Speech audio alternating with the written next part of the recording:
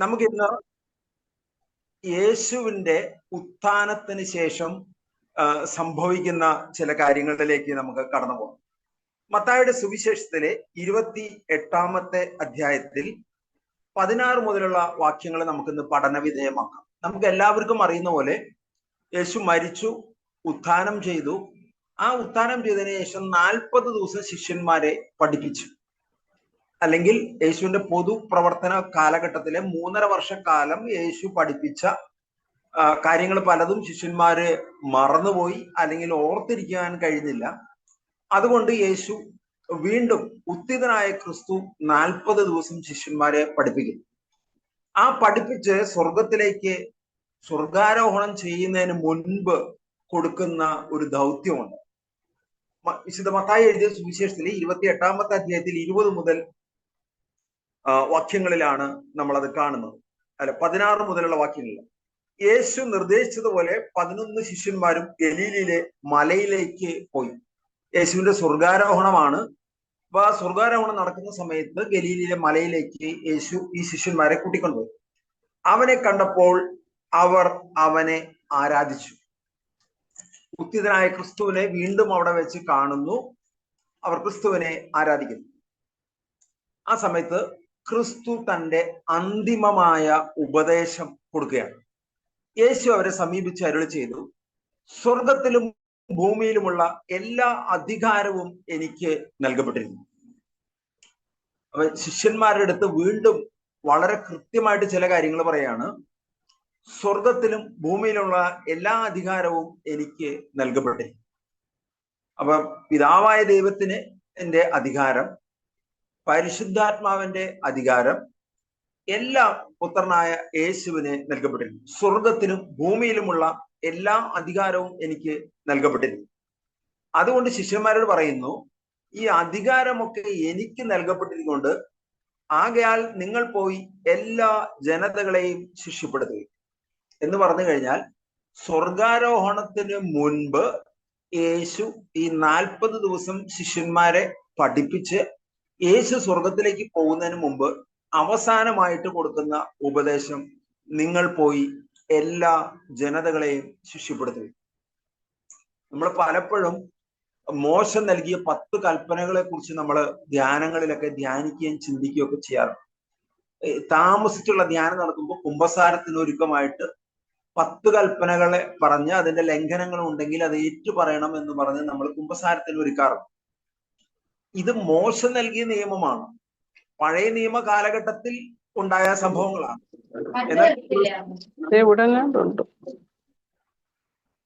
എന്നാൽ ക്രിസ്തു പറയുന്നു, ക്രിസ്തു നൽകുന്ന അന്തിമമായ കൽപ്പന കൊടുക്കുകയാണ്, നിങ്ങൾ പോയി എല്ലാ ജനതകളെയും ശിഷ്യപ്പെടുത്തുക എന്ന് പറഞ്ഞു കഴിഞ്ഞാൽ, ഈ സുവിശേഷങ്ങളിലൂടെ ക്രിസ്തുവിന്റെ പ്രബോധനങ്ങൾ മുഴുവൻ നമ്മൾ പഠിക്കുകയാണെങ്കിൽ നമുക്ക് മനസ്സിലാവുന്ന ഒരു കാര്യം, ക്രിസ്തു 2 കാര്യങ്ങളാണ് പറയുന്നത്. ഈ മോശ കൊടുത്ത കൽപ്പനകളോ നിയമങ്ങളോ യഹൂദ പാരമ്പര്യം അനുസരിച്ചുള്ള നിയമങ്ങളോ റബ്ബിമാര് കൊടുത്ത നിയമങ്ങളെ കുറിച്ച് ഒന്നുമല്ല പറയുന്നത്. യേശു 2 കാര്യങ്ങളാണ് പറയുന്നത്. മറ്റുള്ളവർ നിങ്ങളോട് എന്ത് ചെയ്യണമെന്ന് നിങ്ങൾ ആഗ്രഹിക്കുന്നു, അപ്രകാരം നിങ്ങൾ മറ്റുള്ളവരോട് ചെയ്യുവിൻ. ഇതാണ് യേശു പഠിപ്പിച്ച 1-ാമത്തെ കാര്യം. മറ്റുള്ളവർ നിങ്ങളോട് എന്ത് ചെയ്യണമെന്ന് നിങ്ങൾ ആഗ്രഹിക്കുന്നുവോ അത് നിങ്ങൾ മറ്റുള്ളവർക്ക് ചെയ്യുവിൻ. 2-ാമത് ക്രിസ്തു പഠിപ്പിച്ച കാര്യമാണ്, നിങ്ങൾ പോയി എല്ലാ ജനതകളെയും ശിഷ്യപ്പെടുത്തും എന്ന് പറഞ്ഞു കഴിഞ്ഞാൽ, ഒരു ജ്ഞാനസ്നാനം സ്വീകരിച്ച് യേശുവിനെ നാഥനും രക്ഷകനുമായി ഹൃദയത്തിൽ സ്വീകരിക്കുകയും ആദരം കൊണ്ട് ഏറ്റുപറയുകയും ചെയ്യുന്ന ഒരു ക്രിസ്ത്യാനി അഥവാ ഒരു വിശ്വാസി, ആ വിശ്വാസി ചെയ്യേണ്ട ഒരു ഉത്തരവാദിത്തം യേശു അവസാനത്തെ ഒരു കൽപ്പനയായിട്ട് കൊടുക്കുകയാണ്. ആ കൽപ്പന ഇതാണ്, നിങ്ങൾ പോയി എല്ലാ ജനതകളെയും ശിഷ്യപ്പെടുത്തുക. ഇതിനെ സുവിശേഷ പണ്ഡിതന്മാർ ദ ഗ്രേറ്റ് കമ്മീഷൻ എന്നാണ് പറയുന്നത്. എന്ന് പറഞ്ഞു കഴിഞ്ഞാൽ യേശു 2 കാര്യങ്ങളാണ് പഠിപ്പിച്ചത്. ഒന്ന്, മറ്റുള്ളവർ നിങ്ങളോട് എന്ത് ചെയ്യണമെന്ന് നിങ്ങൾ ആഗ്രഹിക്കുന്ന അപ്രകാരം നിങ്ങൾ മറ്റുള്ളവരോട് ചെയ്യും. 2, നിങ്ങൾ പോയി എല്ലാ ജനതകളെയും ശിഷ്യപ്പെടുത്തുക. ഈ 2 കാര്യങ്ങളും ചെയ്യുന്നില്ലെങ്കിൽ, ഒരാളെ പോലും മാനസാന്തരത്തിലേക്ക് നയിക്കുന്നില്ലെങ്കിൽ, ഒരാളെ പോലും സുവിശേഷം കേൾക്കുന്ന ഇടങ്ങളിലേക്ക് കൂട്ടിക്കൊണ്ടുവരുന്നില്ലെങ്കിൽ, നിങ്ങൾ സ്വയം സുവിശേഷം കേൾക്കുകയും നിങ്ങളുടെ ആത്മീയ ജീവിതത്തെ അഭിവൃദ്ധിപ്പെടുത്തുകയും ചെയ്യുന്നില്ലെങ്കിൽ, നിങ്ങൾ ദൈവകൽപ്പന ലംഘിക്കുന്നവരുടെ കൂട്ടത്തിൽ എണ്ണപ്പെടുന്നു. അപ്പൊ അതുകൊണ്ട് തന്നെ യേശുവിനെ സ്നേഹിക്കുന്നു എന്ന് പറയുന്നവർ എല്ലാ ജനതകളെയും ശിക്ഷപ്പെടുത്തുവാൻ മുന്നിട്ടിറങ്ങുന്നവരെ സഹായിക്കുകയോ ചെയ്യണമെന്ന് യേശു ആഗ്രഹിക്കുന്നു. സ്വാഭാവികമായിട്ട് ഇത് യേശു നൽകുന്ന ഒരു കൽപ്പനയാണ്. ഈ കൽപ്പന ലംഘിക്കുന്നവർ സ്വാഭാവികമായിട്ടും, കൽപ്പനകളുടെ ലംഘനം പാപമാണെങ്കിൽ ഈ കൽപ്പന ലംഘിക്കുന്നവർ പാപം ചെയ്തിരിക്കുന്നു.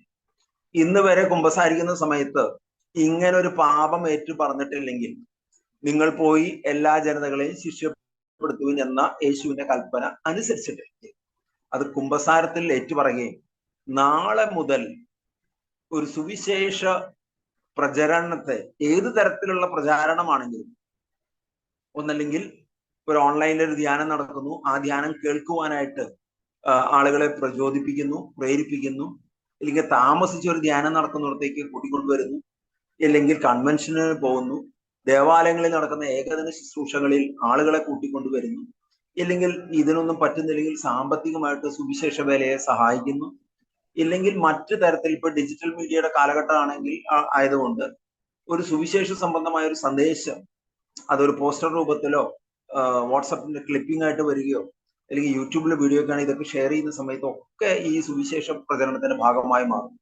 ഇതൊന്നും ചെയ്തിട്ടില്ലാത്ത ആളുകൾ, ഒരു തരത്തിലും ചെയ്തിട്ടില്ല ആളുകളാണെങ്കിൽ അടുത്ത തവണ കുമ്പസാരിക്കുന്ന സമയത്ത് നിങ്ങൾ പോയി എല്ലാ ജനതകളെയും ശിക്ഷപ്പെടുത്തുക എന്ന് പറയുന്ന യേശുവിന്റെ കൽപ്പന അനുസരിച്ചിട്ടില്ലെന്ന് കുമ്പസാരത്തിൽ ഏറ്റുപറഞ്ഞ് പ്രാർത്ഥിക്കുകയും അതോടൊപ്പം തന്നെ ഇന്ന് മുതൽ ആജ്ഞതയുടെ കാലഘട്ടം ക്ഷമിക്കുമെന്നാണ് പറഞ്ഞത്. ഇന്ന് മുതൽ സുവിശേഷ പ്രചരണത്തിന് പങ്കാളിയാകുവാൻ ആത്മാർത്ഥമായി പരിശ്രമിക്കുകയും ചെയ്യും. തുടർന്ന് യേശു അടുത്ത ഉപദേശം കൊടുക്കുന്നു. 20-ാമത്തെ വാക്യം, പിതാവിന്റെയും പുത്രന്റെയും പരിശുദ്ധാത്മാവിന്റെ നാമത്തിൽ അവർ ജ്ഞാനസ്നാനം നൽകുകയും. അങ്ങനെ സുവിശേഷം കേട്ട് മാനസാന്തരപ്പെട്ട് യേശുവിൽ വിശ്വസിക്കുന്ന ആളുകൾ, അവരെ എന്തിനു പ്രചോദിപ്പിക്കണം? പിതാവിന്റെയും പുത്രന്റെയും പരിശുദ്ധാത്മാവിന്റെ നാമത്തിൽ അവർക്ക് ജ്ഞാനസ്നാനം നൽകുക. ഇന്ന് കത്തോലിക്ക സഭയിലെ അംഗമായി വരികയാണെങ്കിൽ ജ്ഞാനസ്നാനം കൊടുക്കുന്നതിന് അതിൻ്റെതായിട്ടുള്ള ഒരു ലിറ്റർജിക്കൽ ക്രമമുണ്ട്. അതിന് സഭ ചുമതലപ്പെടുത്തിയ പരിശീലനം സിദ്ധിച്ച ശുശ്രൂഷ പൗരോഹിത്യം വഹിക്കുന്ന പുരോഹിതരുണ്ട്. അപ്പോ ഏതെങ്കിലും വ്യക്തി സുവിശേഷം കേട്ട് മാനസാന്തരപ്പെട്ടു, അവർ സഭയിൽ അംഗമാകാൻ ആഗ്രഹിക്കുന്നുണ്ടെങ്കിൽ അവരെ ഈ ജ്ഞാനസ്നാനം കൊടുക്കുവാൻ സന്നദ്ധരായിട്ടുള്ള പുരോഹിതരുടെ അടുത്ത് കൊണ്ടുപോയി അവർക്ക് ജ്ഞാനസ്നാനം കൊടുക്കുകയും, ഒരുപക്ഷെ സിസ്റ്റേഴ്സിന്റെ അടുത്ത് പോയിട്ട് കാറ്റീസം പഠിക്കുക, അല്ലെങ്കിൽ ഏതെങ്കിലും സൺഡേ ക്ലാസ്സസിലെ കാറ്റീസം പഠിപ്പിക്കുന്ന അധ്യാപകരുടെ അടുത്ത് പോയിട്ട് അവരെ കാറ്റീസം, സഭയുടെ 36 അടിസ്ഥാന പ്രാർത്ഥനകളും സഭയെ കുറിച്ചുള്ള അടിസ്ഥാനപരമായ വിവരങ്ങളൊക്കെ കൊടുത്ത് അവരെ സഭയിൽ അംഗമാക്കി മാറ്റും. ഞാനിത് എടുത്തു പറഞ്ഞത് വെച്ചാൽ ഇപ്പോ പലവിധ നിയമങ്ങൾ ഉള്ളതുകൊണ്ട് മാമോദിസ കൊടുത്തു കഴിഞ്ഞാൽ വേണമെങ്കിൽ പോലീസിന് ഒരു വൈദികനെ അറസ്റ്റ് ചെയ്യാനൊക്കെ വകുപ്പുകളുള്ള കാലഘട്ടമാണ് വേണമെങ്കിൽ. അപ്പൊ അതുകൊണ്ട് തന്നെ പല വൈദികരും ജ്ഞാനസ്നാനം കൊടുക്കുവാൻ മടി കാണിക്കുന്ന കാലഘട്ടമാണ്. അതിനവർ വേറെ ചില കാര്യങ്ങളൊക്കെ ആയിരിക്കും പറയും. ഇപ്പൊ ഒരു കുടുംബത്തിലെ ഒരു വ്യക്തി മാത്രം ജ്ഞാനസ്നാനം സ്വീകരിക്കാൻ തയ്യാറായിട്ട് വരികയാണെങ്കിൽ പറയും കുടുംബം മുഴുവൻ ജ്ഞാനസ്നാനം സ്വീകരിക്കട്ടെ, അല്ലാതെ ഒരു കുടുംബത്തിൽ ഒരാൾക്ക് തന്നെ ജ്ഞാനസ്നാനം കൊടുക്കില്ല എന്നൊക്കെ പറഞ്ഞ് പലവിധ കാരണങ്ങൾ പറഞ്ഞ് ജ്ഞാനസ്നാനം സ്വീകരിക്കുവാൻ കടന്നു വരുന്ന ആളുകളെ നിരുത്സാഹപ്പെടുത്തുന്ന വൈദികരും സഭയിലുണ്ട്, പലവിധ കാരണങ്ങളാൽ. ഇനി പുതിയൊരു പ്രശ്നം ഉണ്ടാക്കണ്ട, ഈ പ്രശ്നങ്ങൾക്ക് ഇപ്പോഴേ സഭയിൽ ഒരുപാട് പ്രയാസങ്ങളുണ്ട്, ഇനി ഈ ഒരു ജ്ഞാനസ്നാനം കൊടുത്തതിന്റെ പേരിൽ പുതിയ സാമുദായിക സംഘർഷങ്ങളൊന്നും ഉണ്ടാകണ്ട എന്നൊക്കെ കരുതി വിവേകത്തോടു കൂടി ചെയ്യുന്ന കാര്യം. ഞാൻ എൻ്റെ ഒരു ആത്മീയ ശുശ്രൂഷ യാത്രകളിൽ ഉണ്ടായ ഒരു സംഭവമാണ്. ഈറോഡ് അടുത്ത് ശാസ്ത്രി നഗർ എന്ന സ്ഥലത്ത് ചില ഹൈന്ദവ കുടുംബങ്ങളിൽപ്പെട്ട ആളുകൾ, ഏകദേശം 40ഓളം ആളുകൾ ജ്ഞാനസ്നാനം സ്വീകരിക്കാൻ തയ്യാറായി. അവര് വചനോത്സവം ആദ്യം അവിടെ കൊണ്ട് തമിഴിലുള്ള വചനോത്സവം വിതരണം ചെയ്തു. അത് കഴിഞ്ഞ് അവിടെ ഇടയ്ക്കിടയ്ക്ക് ഡിവൈൻ ധ്യാന കേന്ദ്രവുമായി ബന്ധപ്പെട്ട സഹോദരന്മാർ അവിടെ വന്ന് സുവിശേഷ യോഗങ്ങൾ നടത്തി. അങ്ങനെ ഒരു ഏകദേശം ഒരു 2 വർഷം കൊണ്ട് അവരെ ഡിവൈനിൽ പോയി പലപ്പോഴും ധ്യാനം കൂടി അവർ ജ്ഞാനസ്നാനം സ്വീകരിക്കുവാൻ തയ്യാറായി വന്നു. ആ സമയത്ത് തമിഴ്നാട്ടിൽ ജയലളിത മുഖ്യമന്ത്രിയായിരുന്നു. ഈ മതം മാറ്റുന്നതിനും മതം മാറ്റാൻ പ്രേരിപ്പിക്കുന്ന ആളുകളൊക്കെ അറസ്റ്റ് ചെയ്യാൻ നിയമം പ്രാബല്യത്തിൽ വന്ന സമയമായിരുന്നു. അപ്പൊ അതുകൊണ്ട് തന്നെ എങ്ങനെ ജ്ഞാനസ്നാനം കൊടുക്കുന്നുള്ളത് വലിയ പ്രശ്നം. അപ്പൊ തമിഴ്നാട്ടിൽ ജ്ഞാനസ്നാനം, അത് പ്രത്യേകിച്ച് 40 പേർക്ക് ഒന്നിച്ച് ജ്ഞാനസ്നാനം കൊടുത്തു കഴിഞ്ഞാൽ അത് വലിയ വിവാദമായി മാറുകയും അത് പിന്നെ രാഷ്ട്രീയ പ്രക്ഷോഭണത്തിലേക്കൊക്കെ പ്രശ്നങ്ങളിലേക്ക്. അതുകൊണ്ട് ഇത് പലതും വിവേകത്തോടുകൂടി കൈകാര്യം ചെയ്യും. അപ്പൊ അതുകൊണ്ട് ചെയ്തിരുന്നതെന്ന് വെച്ച് കഴിഞ്ഞാൽ ഈ ജ്ഞാനസ്നാനം സ്വീകരിക്കുവാൻ താല്പര്യമുള്ള ആളുകളെ പാലക്കാട് ഉള്ള ഓരോ കുടുംബത്തെ ഒരാഴ്ചയിൽ ഒരു കുടുംബത്തെ കൊണ്ടുവരുന്നു. അവർ പാലക്കാട് വന്ന് ജ്ഞാനസ്നാനം സ്വീകരിക്കുന്നു, അതിന് സർട്ടിഫിക്കറ്റുകളും മറ്റു കാര്യങ്ങളും തയ്യാറാക്കുന്നു. അതും കൊണ്ട് അവരുടെ മാതൃദേവാലയത്തിലേക്ക് പോകുന്നു, അവരവിടെ എൻറോൾ ചെയ്യുന്നു. അങ്ങനെ ഒരു 7 8 ആഴ്ചകളായി, അല്ലെങ്കിൽ ഒരു 3 മാസം കൊണ്ട് കുറേശ്ശെ പേരായി. ആരും അവിടെ സമൂഹത്തിൽ അതൊരു ചർച്ചാ വിഷയമാക്കാതെ ആ കടന്നു വന്ന ആളുകളെ മുഴുവൻ ജ്ഞാനസ്നാനം കൊടുക്കുകയും അവര് സഭയിൽ അംഗങ്ങളായി മാറുകയും ചെയ്തു. ഈറോഡിന്റെ പരിസര പ്രദേശങ്ങളുള്ള ശാസ്ത്രീയ നഗർ, പള്ളിപ്പാളയം, മറ്റു ചില പേരുകളൊക്കെ മറന്നുപോയി. ഞാനും ആ പ്രവർത്തനങ്ങൾ നടത്തുന്ന സമയത്ത് ആ ഏരിയയിൽ സജീവമായിട്ട് പ്രവർത്തിച്ചു. അവിടെയുള്ള 4-5 പള്ളികളിൽപ്പെട്ട ആളുകളായിരുന്നു ഒരു പ്രാർത്ഥനാ കൂട്ടായ്മയ്ക്ക് കടന്നു വന്നിരുന്നു, സജീവമായിട്ട് നടത്തുന്നു. അപ്പൊ ഈ ഒരു ജ്ഞാനസ്നാനത്തിന് വേണ്ടി പരിശ്രമിക്കുമ്പോൾ ഇത് വളരെ സിമ്പിൾ ആയിട്ടുള്ള കാര്യമാണെന്ന് ആരും വിചാരിക്കേണ്ട. അതുകൊണ്ടാണ് പറഞ്ഞത്. തൃശ്ശൂരിൽ തന്നെയുള്ള ഒരു സുരേന്ദ്രൻ എന്ന് പറഞ്ഞ സഹോദരൻ ഉണ്ടായി. അമൽ പോൾ എന്ന് പറഞ്ഞുകൊണ്ടാണ് അദ്ദേഹം മാമോദിസ സ്വീകരിച്ചത്. നമുക്കറിയാവുന്ന പല ക്രിസ്തീയ ഭക്തിഗാനങ്ങളും രചന നടത്തിയിട്ടാണ്. ഒരുപക്ഷെ നിങ്ങൾ കേട്ട് കാണും. ഇടനെഞ്ചിൽ എരിയുന്ന കനലിന്റെ ചൂടേറ്റു കൊഴിയുന്ന കണ്ണുനീർ മുത്തെടുത്ത്, വളരെ പോപ്പുലർ ആയിട്ടുള്ള പാട്ടുകളാണ്. ഒരുപാട് പാട്ടുകൾ എഴുതിയിട്ടുള്ളത്. ഇദ്ദേഹം ഇങ്ങനെ സുവിശേഷം കേൾക്കുന്നു, ഡിവൈനിൽ പോയി ധ്യാനിക്കുന്നു, ജെറുസലേമിൽ പോയി ധ്യാനിക്കുന്നു, തൃശ്ശൂരിലെ കാകുൽത്തയിൽ പോകുന്നു, കാൽവരിയിൽ പോകുന്നു, അങ്ങനെ പല സ്ഥലങ്ങളിൽ പോയി ധ്യാനിക്കുകയും പ്രാർത്ഥിക്കുകയൊക്കെ ചെയ്യുന്നു. അങ്ങനെ ജ്ഞാനസ്നാനം സ്വീകരിക്കുവാൻ തയ്യാറായി വന്ന സമയത്ത് അദ്ദേഹത്തിന് ചില കുടുംബ പ്രശ്നങ്ങളുണ്ടായി. ഭാര്യ വിവാഹമോചന കേസ് കൊടുത്തു, നിയമപ്രകാരം വിവാഹമോചനം നേടി. പക്ഷെ ഇദ്ദേഹം ഈ മാമോദിസ മുങ്ങുന്നതിനുള്ള എതിർപ്പാണ് പ്രശ്നമായത്. പക്ഷെ അദ്ദേഹത്തിന്റെ വിശ്വാസ ജീവിതത്തിൽ മുറുകെ പിടിച്ചുകൊണ്ട് നിന്നു. പക്ഷെ അടുത്ത പ്രശ്നം വന്നത് ഇദ്ദേഹത്തിന് ജ്ഞാനസ്നാനം കൊടുക്കാനായിട്ട് തൃശ്ശൂരിലുള്ള ഒരു വൈദികൻ തയ്യാറില്ല. എല്ലാവരും ആദർശ പ്രസംഗമൊക്കെ നടത്തുന്നതാണ്. ഒരു വൈദികൻ പറഞ്ഞു, മാമോദിസയൊക്കെ തരാം, പക്ഷെ ജ്ഞാനസ്നാനം സർട്ടിഫിക്കറ്റോ മറ്റു കാര്യങ്ങളോ തരുവാൻ സാധ്യമല്ല. അവർക്ക് അവരുടേതായിട്ടുള്ള ന്യായീകരണങ്ങളുണ്ട്. എന്തായാലും ഇദ്ദേഹത്തിന് ജ്ഞാനസ്നാനം കൊടുക്കുവാൻ, അതുപോലെ ജ്ഞാനസ്നാനം സ്വീകരിച്ചു എന്നതിന് സർട്ടിഫിക്കറ്റ് കൊടുക്കാനും ഒക്കെ തയ്യാറുള്ള വൈദികരെ അന്വേഷിച്ച് നടന്നു. അവസാനം ചേർത്തലയ്ക്ക് അടുത്തുള്ള ഒരു ലത്തീൻ പള്ളിയിലെ വൈദികനാണ് ജ്ഞാനസ്നാനം നടത്തി ഇതിന് സഭാപരമായ നടപടിക്രമങ്ങൾ പൂർത്തീകരിച്ച് കൊടുക്കും. അപ്പൊ ജ്ഞാനസ്നാനം കൊടുക്കുക എന്നുള്ളത്, ജ്ഞാനസ്നാനത്തിന് ഒരുക്കുക എന്നുള്ളത് ഒരു വിശ്വാസിയുടെ ചുമതലയാണ്.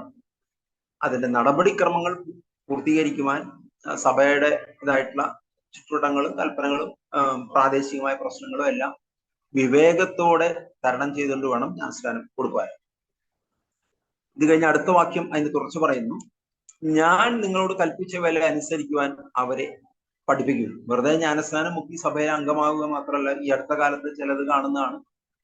ചില ക്രിസ്തീയ യുവാക്കൾ ഹിന്ദു പെൺകുട്ടികളെ സ്നേഹിക്കുന്നു.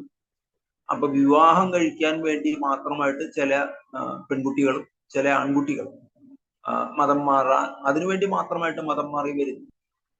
പക്ഷെ പിന്നീട് അവരുടെ വിശ്വാസ ജീവിതത്തിന്റെ യാത്ര എങ്ങോട്ടാണ് നമുക്ക് പറയാൻ സാധിക്കും. ഈ അടുത്ത കാലത്ത് എൻ്റെ ഒരു സുഹൃത്തിന്റെ മകൾ ഒരു മുസ്ലിം യുവാവുമായി പ്രണയത്തിലായി. സാധാരണഗതിയിൽ മുസ്ലിം യുവാവുമായി പ്രണയത്തിലായി കഴിഞ്ഞാൽ ഈ പെൺകുട്ടിയെ മുസ്ലിം ആക്കുക എന്നുള്ളതാണ് സാധാരണ കണ്ടുവരുന്ന നടപടിക്രമം.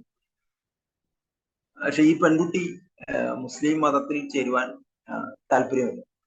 വളരെ സ്ട്രോങ് ആയിട്ടൊരു നിലപാടെടുത്തു. എനിക്കിതിനെ സ്നേഹവും ഇഷ്ടമൊക്കെയാണ്, ഇതിനെ വിവാഹം കഴിക്കാൻ തയ്യാറാണ്, പക്ഷെ ഞാൻ എൻ്റെ മതം വിട്ടിട്ട് നിന്റെ മതത്തിൽ ചേർന്നിട്ടൊരു വിവാഹം നടത്തില്ല. അതുകൊണ്ട് തന്നെ അവസാനം ആ യുവാവ് ഫോണിലൂടെ ഞാനുമായി ബന്ധപ്പെട്ടിരുന്നു. അത് കാര്യങ്ങളൊക്കെ പറഞ്ഞു. നമ്മുടെ ധ്യാനത്തില് കൊണ്ടുവന്നു. ധ്യാനം കൂടാൻ അദ്ദേഹം തയ്യാറായി. അത്യാവശ്യം വേദവശമൊക്കെ പഠിപ്പിച്ചു. പക്ഷെ അടുത്ത പ്രശ്നം വന്നു, ജ്ഞാനസ്നാനം കൊടുക്കുവാൻ വൈദികര് തയ്യാറില്ല. പ്രത്യേകം മുസ്ലിങ്ങൾ കേൾക്കുമ്പോൾ തന്നെ വൈദികർക്ക് പലർക്കും ഭയമായി. പക്ഷെ പിന്നെ നമ്മൾ അതിന് തയ്യാറുള്ള വൈദികരെ തപ്പി അന്വേഷിച്ച് നടന്നു. അവസാനം കോട്ടപ്പുറം രൂപതയിൽ, തൃശ്ശൂർ ജില്ലയിലെ കോട്ടപ്പുറം രൂപതയിൽ, ലത്തീൻ രൂപതയിൽ അഴീക്കോട് അടുത്തുള്ള ഒരു ദേവാലയത്തിലെ വൈദികൻ ജ്ഞാനസ്നാനം കൊടുക്കുവാൻ തയ്യാറായി. ആ യുവാവ്, എനിക്ക് തോന്നുന്നത് കേരളത്തിൽ വളരെ അപൂർവം ഇങ്ങനെ സംഭവിച്ചിട്ടുണ്ട്. ഒരു മുസ്ലിം യുവാവ് ക്രിസ്തുമതം സ്വീകരിച്ച് ക്രിസ്തീയ പെൺകുട്ടിയെ വിവാഹം കഴിഞ്ഞു. തിരിച്ചാണ് സാധാരണ നമ്മൾ ലവ് ജിഹാദ് എന്നൊക്കെ പറഞ്ഞ് ബഹളം വെക്കുക. തിരിച്ചും നമ്മൾ അതിന് ഒരു യഥാർത്ഥമായ ട്രാക്കിംഗ് കൊടുക്കുകയാണെങ്കിൽ അത് സംഭവിച്ച കാര്യമാണ് എന്നുള്ളത്. പക്ഷെ പിന്നീട് അത് ഇവിടെ നാട്ടിലൊരു കലാപം ഉണ്ടാകാതിരിക്കാൻ വേണ്ടി ഒരു വിവാഹം ബാംഗ്ലൂരിലെ മാർത്തഹള്ളി എന്ന് പറഞ്ഞ സ്ഥലത്ത് അവിടെയുള്ള ദേവാലയത്തിൽ വെച്ചിട്ടാണ് ഇവരുടെ വിവാഹം നടത്തിയത്. വിവാഹത്തിന് മുൻപുള്ള പ്രീ മാരിറ്റൽ കോഴ്സും ബാംഗ്ലൂരിൽ വെച്ച് ആണ്. അതായത് ഇവിടെ നാട്ടിൽ ഒരു കുഴപ്പമുണ്ടാവാതിരിക്കാൻ വേണ്ടി വിവേകത്തോടുകൂടി പെരുമാറും. ഞാനിത് പറഞ്ഞത് നിങ്ങൾക്കും ഇതുപോലെ ഒരു എൻകൗണ്ടർ വരികയാണെങ്കിൽ പകച്ചു പോകാതിരിക്കാൻ വേണ്ടിയാണ്. ഞാൻ നിങ്ങളോട് കൽപ്പിച്ചതെല്ലാം അനുസരിക്കുവാൻ അവരെ പഠിപ്പിക്കും. വിശ്വാസത്തിലേക്ക് കടന്നു വരുന്ന ആളുകളോട് ഞാൻ നിങ്ങളെ കൽപ്പിച്ചവയെല്ലാം അനുസരിക്കാൻ വേണ്ടി യേശു പഠിപ്പിച്ച പ്രബോധനങ്ങൾ, പ്രത്യേകിച്ച് മത്തായിയുടെ സുവിശേഷത്തിൽ 5-6 അധ്യായങ്ങളിൽ പറയുന്ന യേശുവിന്റെ മലയിലെ പ്രസംഗത്തിൽ പറയുന്ന അഷ്ടഭാഗ്യങ്ങളുമായി ബന്ധപ്പെട്ടുള്ള 8 ചിന്തകള്, തുടർന്ന് വരുന്ന നിയമങ്ങളുടെ വ്യാഖ്യാനങ്ങളുമായിട്ട് 6-ാമത്തെ അധ്യായത്തിൽ വരുന്ന കാര്യങ്ങള്, നിത്യജീവനെ കുറിച്ചുള്ള കാര്യങ്ങൾ, പരിശുദ്ധാത്മാവിനെ കുറിച്ചുള്ള കാര്യങ്ങൾ, ഈ കാര്യങ്ങൾ ഞാൻ നിങ്ങളോട് കൽപ്പിച്ചവരെ അനുസരിക്കാൻ അവരെ പഠിപ്പിക്കും. പുതിയ വിശ്വാസിയും പഴയ വിശ്വാസികളെ ഒക്കെ ഇത് പഠിപ്പിക്കും. യുഗാന്തം വരെ എന്നും ഞാൻ നിങ്ങളോട് കൂടെ ഉണ്ടായിരിക്കും. ഇത് കഴിഞ്ഞ ഒരു വാഗ്ദാനം തരുന്നു, യുഗങ്ങളുടെ അന്ത്യം വരെ ഞാൻ നിങ്ങളോട് കൂടെ ഉണ്ടായിരിക്കും. ഇതിനെ നമുക്ക് ഇങ്ങനെയും ചിന്തിക്കാം. പലപ്പോഴും പലരും പറയാറുണ്ട്, യേശു എൻ്റെ കൂടെ ഇല്ല, ഞാൻ എത്രയോ പ്രാർത്ഥിച്ചു, ആ പ്രാർത്ഥിച്ച കാര്യങ്ങളൊന്നും നടക്കുന്നില്ല. പലപ്പോഴും നമ്മൾ പ്രാർത്ഥിക്കുന്നത് ഭൗതികമായ കാര്യങ്ങൾക്ക് വേണ്ടി. ജീവിതത്തിൽ ഭൗതികമായ കാര്യങ്ങളൊക്കെ ആവശ്യമാണ്, അതിനെ ആരും നിഷേധിക്കുന്നില്ല. പക്ഷെ എങ്കിൽ പോലും ഭൗതികമായ ലക്ഷ്യങ്ങൾ മാത്രമായിരിക്കരുത് നമ്മുടെ ആത്മീയാത്രകൾ. നിത്യജീവൻ, സ്വർഗം, മരണാന്തരം നമ്മുടെ ആത്മാവ് സ്വർഗത്തിൽ പോവുക എന്നുള്ള ചിന്തയാണ് നമ്മളെ മുന്നോട്ട് നയിക്കുന്നത്.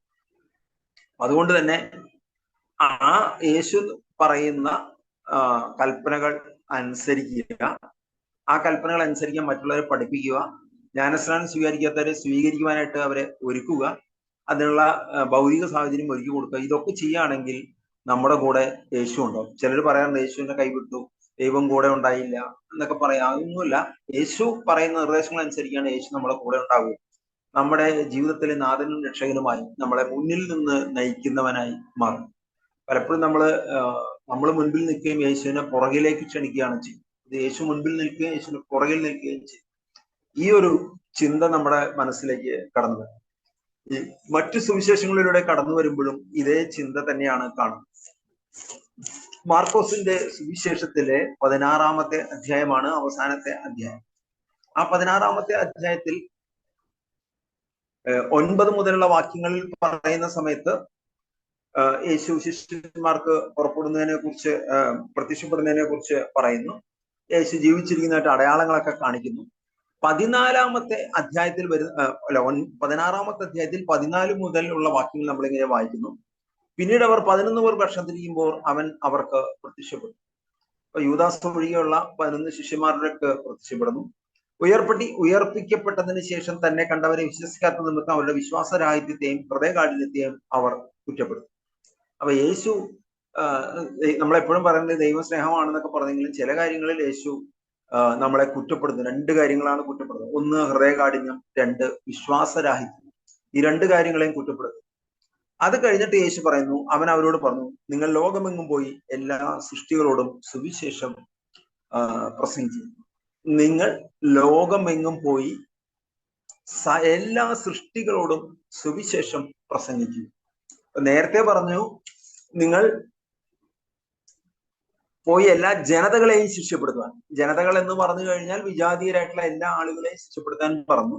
പക്ഷെ ഇപ്പൊ പറഞ്ഞു, നിങ്ങൾ പോയി എല്ലാ സൃഷ്ടികളോടും സുവിശേഷം പ്രസംഗിക്കും.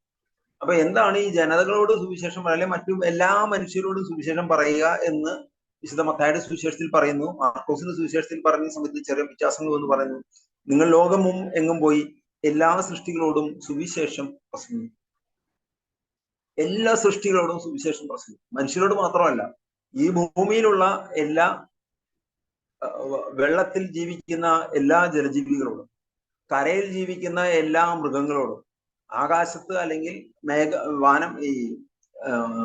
മേഘങ്ങളിൽ അല്ലെങ്കിൽ വായുമണ്ഡലത്തിൽ ജീവിക്കുന്ന എല്ലാ പക്ഷികളോടും, അല്ലെങ്കിൽ ഭൂമിയിൽ കൂടൊരുക്കുകയും പറക്കുകയും ചെയ്യുന്ന പറക്കുവാനുള്ള കഴിവുള്ള എല്ലാ പക്ഷികളോടും, കാട്ടിലെ മൃഗങ്ങളോടും, എല്ലാവരോടും സുവിശേഷം പ്രസംഗിക്കുക. എല്ലാ സൃഷ്ടികളോടും സുവിശേഷം പ്രസംഗിക്കുക. ഇപ്പൊ നമുക്ക് തോന്നുന്നു എല്ലാ സൃഷ്ടികളോടും സുവിശേഷം പ്രസംഗിക്കുക എന്ന് പറഞ്ഞാൽ ഇതുകൊണ്ടൊക്കെ എന്താണ് പ്രയോജനം ഉണ്ട്? എന്റെ ജീവിതത്തിലുണ്ടായ 2 സംഭവങ്ങൾ ഞാൻ നിങ്ങളോട് പറയും. എന്റെ വീട്ടിലെ ഒരു മാവ് നിൽക്കുന്നുണ്ട്. ആ മാവ് മാങ്ങ കായ്ക്കേണ്ട കാലം കഴിഞ്ഞു. ഏകദേശം 10-20 വർഷമായിട്ടും അതിനകത്ത് മാങ്ങ ഉണ്ടാവുന്നുണ്ട്. അപ്പൊ ഞങ്ങളത് മുറിച്ചു കളയാൻ സ്ഥലം ഇല വീഴുന്നു, മറ്റു പല പ്രയാസങ്ങൾ, ചില കൊമ്പും ചില്ല അടുത്ത വീട്ടിലേക്ക് ചാഞ്ചരിഞ്ഞ് നിൽക്കുന്നു. ആ നിൽക്കുന്ന സമയത്ത് അവിടെ ഇല വീണിട്ട് അവരുടെ പരാതി. അപ്പൊ മാങ്ങയില്ലാത്ത ഫലം തരാത്ത ഒരു വൃക്ഷം എന്തിന് ഇത് നിർത്തുന്നു? പിന്നെ അവസാനം ഞങ്ങള് ഒരു ധ്യാനമൊക്കെ കൂടി വന്ന സമയത്ത് ഞങ്ങൾ കുടുംബമായിട്ടൊരു തീരുമാനം എടുത്തു. നമ്മൾ ഈ മാവ് കൈവച്ചൊന്ന് പ്രാർത്ഥിക്കാം, അടുത്ത സീസണിൽ മാങ്ങ ഉണ്ടായില്ലെങ്കിൽ നമുക്ക് ഈ മാവ് വെട്ടിക്കാം. അങ്ങനെ ഞാനും കുടുംബാംഗങ്ങളും ഈ മാവുമ്മ കരങ്ങളെ വെച്ച് പ്രാർത്ഥിച്ചു. ഇത് കഴിഞ്ഞിട്ട് ഒരു പ്രതീകാത്മകമായിട്ട് നമ്മൾ ഈ മാവിനോട് കൽപ്പിക്കുകയാണ്, ഈ മാങ്ങ ഉണ്ടായില്ലെങ്കിൽ വെട്ടിമുറിക്കും. എന്നിട്ട് മാവിന്റെ തൊലി ഒന്ന് കത്തി വെച്ചൊന്ന് മാർക്ക് ചെയ്യുകയും ചെയ്യും. എന്തായാലും ഇടയ്ക്കിടയ്ക്ക് പ്രാർത്ഥിച്ചിരുന്നു. സ്ഥിരമൊന്നും പ്രാർത്ഥിക്കില്ലായിരുന്നു. ഇടയ്ക്ക് അടുത്ത കൊല്ലം മാങ്ങ ഉണ്ടായില്ലെങ്കിൽ തന്നെ വെട്ടി മാറ്റും എന്നൊക്കെ മാവിനോട് കൽപ്പിച്ചിരുന്നു. കേൾക്കുമ്പോൾ തമാശയായിട്ടോ ഭ്രാന്തായിട്ടൊക്കെ പോകും. പക്ഷെ ഇതിന്റെ അന്തിമ ഫലം അടുത്ത സീസൺ ആയപ്പോഴേക്കും അടുത്ത സീസണിൽ നിറയെ മാവ് പൂക്കുകയും മാങ്ങ ലഭിക്കുകയും ചെയ്യും. എന്ന് പറഞ്ഞാൽ സകല സൃഷ്ടികളോടും സുവിശേഷം പ്രസംഗിക്കുക എന്ന് പറയുമ്പോൾ, വിശേഷം പ്രസംഗിച്ചു കഴിഞ്ഞാൽ മാവായാലും തെങ്ങായാലും മരമായാലും അത് കേൾക്കും. ഈ ഒരു ബോധ്യം നമ്മുടെ ഉള്ളിൽ. വട്ടായച്ചൻ അവിടെ അട്ടപ്പാടിയിൽ ധ്യാനിക്കാൻ പോയ സമയത്ത് പറഞ്ഞ ഒരു സംഭവം ഞാൻ ഓർക്കുകയാണ്. അട്ടപ്പാടിയില് ആന ഇറങ്ങി വരുമായിരുന്നു. ഇപ്പൊ അട്ടപ്പാടിയിലെ ധ്യാനം നടത്തുന്ന സ്ഥലമല്ലാതെ അതിന്റെ മുകൾ ഭാഗത്ത് അച്ഛൻ കുടില് കെട്ടിയിരുന്ന് പ്രാർത്ഥിക്കാറുണ്ട്. അപ്പൊ ആ കുടില് കെട്ടിയിരുന്ന് പ്രാർത്ഥിക്കുന്ന സമയത്ത് പലപ്പോഴും ആന ഇറങ്ങി വരികയും അത് അവിടെയുള്ള പ്രേക്ഷിതരൊക്കെ ഭയപ്പെടുകയും ചെയ്തു. അതുകൊണ്ട് പ്രേക്ഷിതരും അച്ഛനായിട്ട് അടുത്ത് നിൽക്കുന്ന പ്രേക്ഷിതരെല്ലാവരും ഈ ആന ഇറങ്ങി വരുന്ന സ്ഥലങ്ങളിലൂടെ ജപമാല ചൊല്ലി പ്രാർത്ഥിച്ച്, റൂഹ മൗണ്ട് എന്നൊക്കെ ഇപ്പൊ വിളിക്കുന്ന സ്ഥലങ്ങളിലൂടെയൊക്കെ നടന്ന് പ്രാർത്ഥിച്ചു. പ്രാർത്ഥിച്ച് മാത്രമല്ല, സാധാരണ ആളുകൾ വന്നിട്ടാണ് പൈശാചിക പീഡയെ കൊണ്ടുവന്നിട്ട് ബന്ധന പ്രാർത്ഥനയ്ക്ക് ചെല്ലാനായിട്ട് അച്ഛനോട് ആവശ്യപ്പെടാറ്. പക്ഷെ അച്ഛൻ ഈ എല്ലാ വന്യമൃഗങ്ങളെയും ബന്ധിച്ചുകൊണ്ട് പ്രാർത്ഥിച്ചു. അത് കഴിഞ്ഞ് തുടർന്നും അവര് ജപമാല പ്രദർശനം നടത്തുമായിരുന്നു. ഏതാനും നാളുകൾ കഴിഞ്ഞപ്പോ ഈ ആനത്താര എന്ന് പറഞ്ഞുകൊണ്ട് കാട്ടിലൂടെ ആന നടന്നു പോകുന്ന ഒരു വഴി ഈ അട്ടപ്പാടി ധ്യാന കേന്ദ്രത്തിന്റെ ക്യാമ്പസിനകത്ത് ആണുള്ളത്. അപ്പൊ സാധാരണ ഈ ആനത്താരകളിലൂടെയാണ് നടന്നു പോകുന്നത്. അപ്പൊ അതൊരിക്കലും മാറിപ്പോയില്ല. പോണ വഴിക്കുള്ള എല്ലാ സാധനങ്ങളും നശിപ്പിക്കുകയും ചെയ്യും. എന്തായാലും അച്ഛൻ ഇങ്ങനെ ബന്ധിച്ച് പ്രാർത്ഥിക്കുകയും നടന്നു പോവുകയും ചെയ്തതിനു ശേഷം പിന്നീട് ഈ ആനകളുടെ ഉപദ്രവം ഒരിക്കലും അവർക്ക് അനുഭവപ്പെട്ടിട്ടില്ല. അപ്പം ആനയോട് സുവിശേഷം പറയുന്നു, ആന അനുസരിക്കുന്നു. മാവിനോട് സുവിശേഷം പറയുന്നു, മാവ് അനുസരിക്കുന്നു. ഞാൻ ഒരു സംഭവം കൂടെ പറയാം. ദാകുൽത്ത ധ്യാന കേന്ദ്രത്തിന്റെ ഡയറക്ടറായിരുന്ന ബെന്യച്ചൻ ഇറ്റലിയിൽ ഒരു സുവിശേഷ ശുശ്രൂഷയ്ക്ക് വേണ്ടി കടന്നുപോയി തിരിച്ചു വരുന്ന സമയത്ത് കൊച്ചി വിമാനത്താവളം എത്താറാണ്, അതായത് 5 മിനിറ്റിനുള്ളിൽ കൊച്ചിയിൽ ലാൻഡ് ചെയ്യുന്ന അനൗൺസ്മെന്റ് നടന്നു. ആ ലാൻഡ് ചെയ്യുന്ന സമയത്ത്, ഇത് പറഞ്ഞുകൊണ്ടിരിക്കുന്ന സമയത്ത് പെട്ടെന്ന് വിമാനം നേരെ താഴോട്ട് വന്നു. വിമാനം ആകാശ ചുഴിയിൽ പെട്ടു. എയർ പോക്കറ്റ് എന്നൊക്കെ പറയും, വിമാനയാത്ര ചെയ്യുന്നവർക്ക് പറഞ്ഞാൽ മനസ്സിലാവും. ആ വിമാനം ഏകദേശം 30,000 അടി ഉയരത്തിൽ നിന്നിരുന്ന വിമാനം ഒറ്റയടിക്ക് താഴോട്ട് വരികയാണ്. ആ താഴോട്ട് വരുന്ന സമയത്ത് സീറ്റുകളിൽ സീറ്റ് ബെൽറ്റ് ഇടാത്ത ആളുകൾക്ക് തെറിച്ചു വീഴുകയും ഒരുപാട് ആളുകൾക്ക് ചെറിയ ചെറിയ പരിക്കുകളൊക്കെ പറ്റുന്നു. എല്ലാവരും പരിഭ്രാന്തരായിരുന്ന സമയത്ത് ബെന്നിച്ചൻ ജപമാല എടുത്ത് ഉയർത്തി ഈ വിമാനത്തിനെ നശിപ്പിക്കാൻ ആഗ്രഹിക്കുന്ന എല്ലാ നാരകീയ ശക്തികളെയും യേശുവിന്റെ നാമത്തിൽ ശാസിക്കുന്നു, ബന്ധിക്കുന്നു, കുരിശുചൂട്ടിലേക്ക് അയക്കുന്നു എന്ന് പറഞ്ഞുകൊണ്ട് അച്ഛൻ ഉച്ചത്തിൽ പ്രാർത്ഥിക്കുന്നു. അങ്ങനെ ബന്ധിച്ച് പ്രാർത്ഥിച്ചുകൊണ്ടിരിക്കുന്ന സമയത്ത് ഈ 30,000 അടിയിൽ മുകളിൽ നിന്ന് താഴേക്ക് പോകുന്ന വിമാനം അച്ഛൻ ഇങ്ങനെ ജപമാല ചൊല്ലി ബന്ധിച്ച് പ്രാർത്ഥിച്ച് കഴിഞ്ഞ വഴിക്ക് തന്നെ ഏകദേശം 26,000 അടിയോളം താഴെ എത്തി. ഒരു 4,000 അടിയും കൂടെ വന്നു കഴിഞ്ഞാൽ വിമാനം ഇടിച്ച് എന്ന് പറഞ്ഞാൽ ഒരു 4 മിനിറ്റിനുള്ളിൽ സംഭവിക്കുന്ന കാര്യമാണ്. വിമാനം അതിലുണ്ടായിരുന്ന 350ഓളം യാത്രക്കാരും മരിച്ചുപോയത്. പക്ഷെ പെട്ടെന്ന് തന്നെ അച്ഛൻ ഈ ബന്ധിച്ച് പ്രാർത്ഥിച്ചു കഴിഞ്ഞ സമയത്ത് തന്നെ വിമാനം മുകളിലേക്ക് തനിയെ ഉയർന്നു പോവുകയും ആ എയർ പോക്കറ്റിൽ നിന്ന് പുറത്തു വരികയും പിന്നീട് വന്നിട്ട് സേഫ് ലാൻഡിങ് നടത്താൻ സാധിക്കുകയും ചെയ്തു. അച്ഛൻ തന്നെ ഷാലോമിലെ ഇത് ഒരു സാക്ഷ്യപ്പെടുത്തിയിട്ടുണ്ട്. വേറെ പല സുവിശേഷകരും പിന്നീട് അച്ഛന്റെ ഈ പ്രസംഗം കേട്ടിട്ടുണ്ട്. എന്ന് വെച്ച് കഴിഞ്ഞാൽ ഈ സകല സൃഷ്ടികളോടും സുവിശേഷം പ്രസംഗിക്കുക എന്ന് പറഞ്ഞു കഴിഞ്ഞാൽ കാറ്റിനോടും കടലിനോടും മഴയോടും എല്ലാം ഈ സുവിശേഷം പറഞ്ഞു കഴിഞ്ഞു. എല്ലാ സൃഷ്ടികളോടും സുവിശേഷം പറയുമ്പോൾ ആ സുവിശേഷം കേൾക്കുകയും മാനസാന്തരത്തിന്റെ അനുഭവം ഉണ്ടാകും. നമ്മൾ എന്തായാലും പെന്തക്കോസ്ത തിരുനാളിനെ ഒരുങ്ങുകയാണ്. ആ പെന്തക്കോസ്ത തിരുനാളിന് ഒരുങ്ങുന്ന സമയത്ത് നമുക്കൊരു ആത്മീയമായ ഒരു അവബോധം ഉണ്ടാവണം. ഈ വർഷം 24-ാം തീയതിയാണ് പെന്തക്കോസ്ത തിരുനാൾ നമുക്ക് വരുന്നത്. അപ്പൊ ഈ ദിവസങ്ങളിലൊക്കെ ഇതിനൊരുങ്ങി പ്രാർത്ഥിക്കുകയും പരിശുദ്ധാത്മാവുമായി ബന്ധപ്പെട്ട സുവിശേഷം പറയുന്ന പ്രായോഗികമായ കാര്യങ്ങളും അനുഭവങ്ങളും പ്രബോധനങ്ങളും ദൈവശാസ്ത്രപരമായ പഠനങ്ങളെല്ലാം ഈ ദിവസങ്ങളിൽ ക്രിസ്തു ശിഷ്യന്മാരെ 40 ദിവസം പഠിക്കുകയും അവർ 10 ദിവസം കാത്തിരുന്ന് പ്രാർത്ഥിക്കുകയും ചെയ്തത് ആ വലിയ ലോകത്തെ കീഴ്മേൽ മറിക്കാൻ ഇടയായെങ്കിൽ ഇത് നമ്മുടെ ജീവിതത്തിൽ സംഭവിക്കാൻ വേണ്ടി നമുക്ക് പ്രാർത്ഥിക്കാം. ദൈവം നിങ്ങളെ എല്ലാവരെയും അനുഗ്രഹിക്കട്ടെ എന്ന് പ്രാർത്ഥിക്കുന്നു. നമുക്കൊന്ന് പ്രാർത്ഥിക്കാം. ഓ പ്രിയപ്പെട്ട പരിശുദ്ധാത്മാവെ, കടന്നു വരണമെന്ന് പ്രാർത്ഥിക്കുന്നു. യേശുവിന്റെ വാഗ്ദാനമായ പരിശുദ്ധാത്മാവെ, അങ്ങ് സഹായകനായ പരിശുദ്ധാത്മാവിനെ അയക്കുമെന്നാണല്ലോ അങ്ങയുടെ വാഗ്ദാനം. ആ വാഗ്ദാനത്തിന് ഞങ്ങൾ കാത്തിരിക്കും. ജ്ഞാനസ്നാന വേളയിൽ ഞങ്ങൾ സ്വീകരിച്ച പരിശുദ്ധാത്മാവ് ആദ്യ കുർബാന സ്വീകരണത്തിന് മുൻപായിട്ട് കുമ്പസാരിച്ച് ആദ്യ കുർബാന സ്വീകരിക്കുകയും സ്ഥൈര്യലേപനം എന്ന ശുശ്രൂഷയിലൂടെ കടന്നു പോകുന്ന സമയത്ത് ഞങ്ങൾ സ്വീകരിച്ച പരിശുദ്ധാത്മാവ്, അല്ലെങ്കിൽ വിവാഹിതരായിട്ടുള്ള ആളുകളോ സമർപ്പിത ജീവിതത്തിൽ പ്രവേശിച്ച ആളുകളോ ആ സമയത്ത് ഇവരുടെ വാഗ്ദാനങ്ങൾ എടുക്കുന്ന സമയത്ത്, അല്ലെ വിവാഹം എന്ന കൂദാശ സ്വീകരിക്കുന്ന സമയത്ത് സ്വീകരിച്ച പരിശുദ്ധാത്മാ ശക്തി. വിവാഹം കഴിക്കാൻ 3 പേരുണ്ടെന്നാണോ? ഭാര്യയും ഭർത്താവും യേശു അല്ലെങ്കിൽ പരിശുദ്ധാത്മ.